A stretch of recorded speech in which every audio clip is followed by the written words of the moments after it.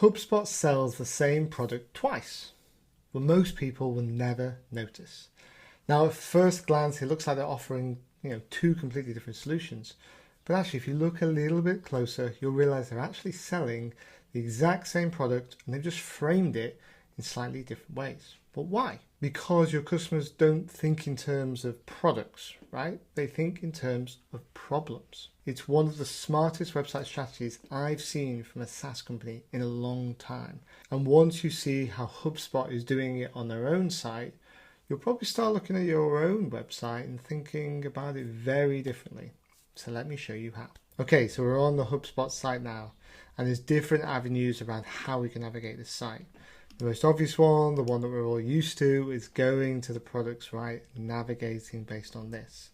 Now, the potential issue with product is I have to have some context around what that is for me to fully understand it. Now, they've obviously given it a good name. They're trying to give a little bit of information around marketing. They're trying to push us to say, free and premium. But something like Breeze or HubSpot Marketplace, or Service Hub might leave a little bit of confusion here, right? So if you know the space, great. But if you don't, maybe this avenue isn't for you. Now, this is where the solutions come in. And what's quite nice is they have these options down the left-hand side. I can go use case, I can look at team size. I'm not necessarily sure of the relevance of that one, but why HubSpot? But let's focus on use case for a second. And then they're breaking these down by, are you after marketing? Is it sales? Is it customer service? Is it content, etc., right? So we can navigate through the site however we want.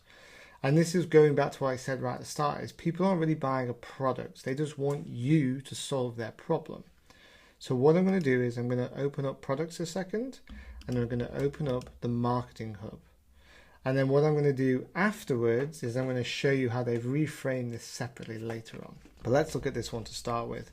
So the marketing hub is a marketing software. They're doing the classic sort of showing you what that looks like in the background. We've got lots of small digestible information. We've got some indications of imagery to show what it looks like. We're breaking down, what goes into this, which is quite nice. And they're even showing showcase ROI. They're making it very clear what this product can do to help you. Okay, and they're trying to break that down in a really nice way. They've even got videos, they've got case studies. We're building credibility here by showcasing the logos of companies that trust us. So we are doing some really nice things. We've even got the pricing on here, but we're on a product page. So that makes sense, right? Because, you obviously just want to buy this product. Let me give you everything you'll need to know. What potential, FAQs do you have about the product? It's all very standard stuff. Now, at this point in the video, you're thinking, yeah, Ross, this is standard. I know this. Get on to the stuff I'm actually needing to see. So apologies, I will do that now. So let's go over to solutions this time. And now we want to look at it like from a different point of view. It's like, what problem do I have? So my problem is I don't have enough leads in the business. I need to generate more leads. So we've gone to solution and we've gone on to generate leads. And now this is what I think HubSpot does really well. And I'll just take a quick pause to say, if most SaaS products, I think, have a positioning problem because they've made these amazing products that can do so many different things, but they don't want to bombard the user by explaining absolutely everything because it's going to scare them. So you have to come up with a way to kind of go, well, our product works for everyone and we can do these things, and this becomes the problem. So let's switch back to what HubSpot does. So all of a sudden we've now got generate more qualified leads, and look, it's with Marketing Hub. It's with the exact same product that we've just been looking at, but they're now positioning that exact product in a completely different way. We've got a sales video right at the start, and then we're going into what their problems are. So let us use HubSpot to generate high quality leads and deliver ROI, right?